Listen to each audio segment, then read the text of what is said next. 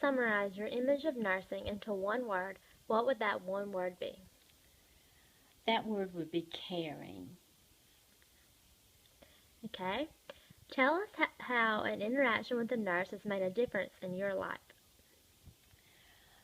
Because of the caring of nurses, and in particular one nurse, I had a um, catastrophic illness following the birth of my first child. I had a misdiagnosed ruptured appendix, which led to gangrene and peritonitis, and I had a major surgery, of course. And a couple of weeks after that surgery, I had to have a second surgery because a 3 by 14-inch surgical sponge had been left inside of me. I had two nurses, one in the hospital and one when I came home, that just showed such compassion and care for me. I was very discouraged. I had a 2 week baby, two week old baby at home. I was very, very ill. I had planned for this child.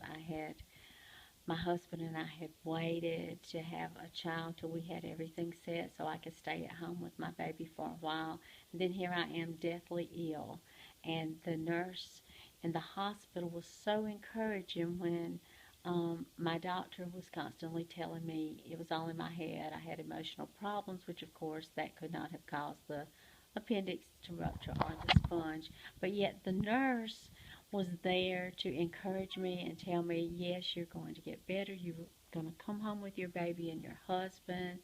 And she just went above and beyond in her caring for me. And then when I came home, after the second surgery, I had to have a nurse come each day to change my bandages twice a day because I was not sewed up that time with the bikini incision.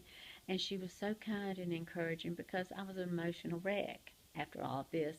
And she just was just so full of love that she really, that's why I think nursing is such a compassionate, wonderful profession. Okay. Any recommendations for future nurses?